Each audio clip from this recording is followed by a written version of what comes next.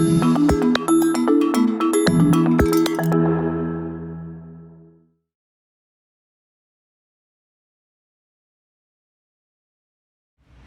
I'm joined this afternoon in the gardens of the Inner Temple by Dr. Hannah Dawson of the New College of Humanities, a historian of ideas. And I'd like to ask you a pretty straightforward question. What did Magna Carta mean? So I suppose if one thinks about what Magna Carta means now, if it means anything now, what it means is the principle of the rule of law, which is obviously enshrined in that kind of central clause that says that a free man ought not to be imprisoned or otherwise ruined except by the judgment of his peers or by the law of the land. And I suppose it's worth kind of wondering why it is that that principle, the rule of law, has held the people's imagination for so many hundreds of years.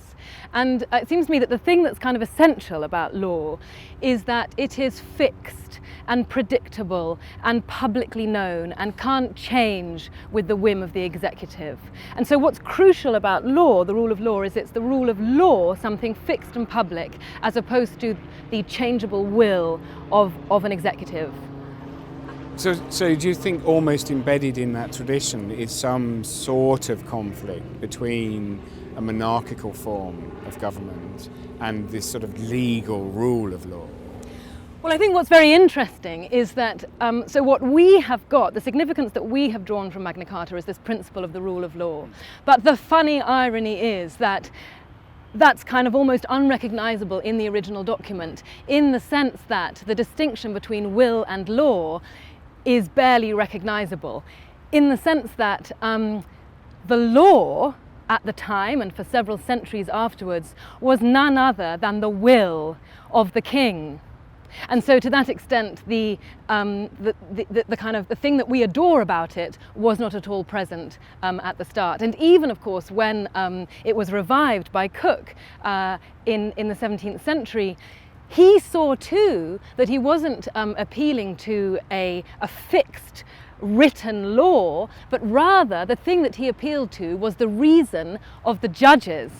And so at all points, in a sense, of the history, what you have is a reliance upon human interpretation and human will and human discretion. And actually the notion of a law looks throughout like a kind of chimera.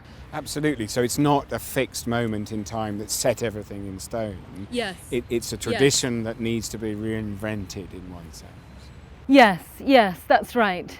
And of course the other thing that's significant about the rule of law is that and the reason that we adore it is that we think of it in a democratic context. That's to say, we think of the law as embodying the will of the people. So insofar as it's the law of the legislative, which is made up of our representatives, it's an essential mechanism of self-government and thereby of freedom. But of course that also is completely unpresent in the original document. Yeah. I think that's one of the wonderful things that Cook's reinvention in particular does. Yes. Taking that little wonderful phrase, the free man, the liber homo. Yes. 1215, there are probably about 200 of them. Yes. In 1615, there are many, many hundreds of thousands. So the historical context has changed the shape of the meaning of the words. That's right. That's right. And of course, it might be worth saying that and this is in a way to push back again against the sort of significance of the Magna Carta, is to say that by the time that the language of the liber homo, the free man, is being invoked in the 1640s, what is being drawn on there is both a kind of common law tradition and a Roman law tradition, which is folded into that. And I mean, rather than see these as two kind of opposing traditions, I see them as kind of running in the same river, and testifying to the kind of central thought of the parliamentarian cause, which is that unless you are ruled by your own will, that's to say by the will of your representatives in Parliament, then you are a slave. And it's one of those great moments, isn't it, with Freeborn John Lilburne, Yes. who is citing Cook Yes. on Magna Carta in the sort of images that he prefaces his pamphlets with. And you see that combination, the freeborn Englishman draws from this ancient tradition, but Yes. also from other sources. That's right, that's right. And of course that's in a way Cook's point, that the Magna Carta is not, as it were, an introduction of this principle of the fundamental law, but rather it is just a reaffirmation, a declaration of something that goes back to time immemorial, and it draws on the natural law, it draws on the reason of men, and to that extent is an ancient constitution beyond memory. Is it the case, though, that Magna Carta is loved and beholden by all forms of radicals in the 40s and 50s? So there's no doubt that in the 1640s, Magna Carta has sort of ossified in the minds of many parliamentarians as this sort of banner under which they can group, this banner which declares the king subject to law and accountable to Parliament. And there's no doubt that it's invoked on numerous occasions to that end. So, for example, in the debates about ship money, it's invoked clearly there. And among the radicals, they do draw on it. So, for example, John Lilburn draws on the clause about imprisonment, and they use it in their cause. But what's interesting is that there's a kind of inconsistency or an ambivalence within the kind of more radical wing of the opposition to the Crown. And in some instances, actually, there's a kind of strong antipathy against it. So, for example, Gerard Winstanley makes some very interesting objections to it. And one of the things he says that I think is really crucial is he reminds readers that it's a grant, it's a charter, and therefore it's not actually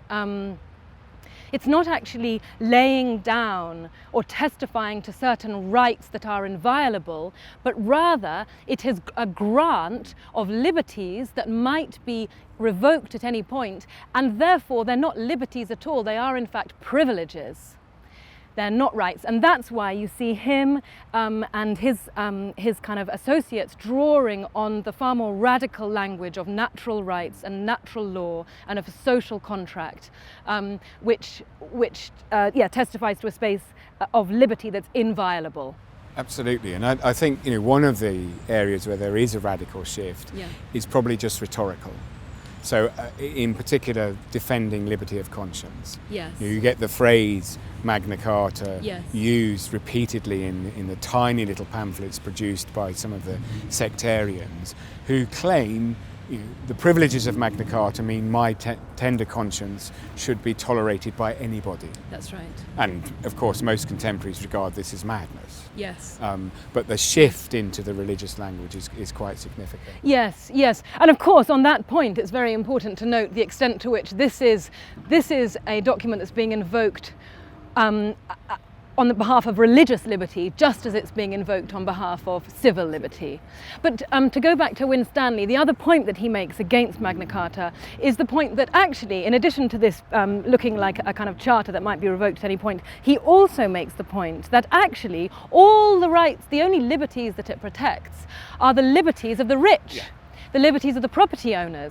It has no compassion for the poor, no sense of the common good, and to that extent it kind of calls to mind the extent to which Magna Carta is an exclusive, conservative document. I mean, obviously, an obvious omission as well that it makes is women. Absolutely.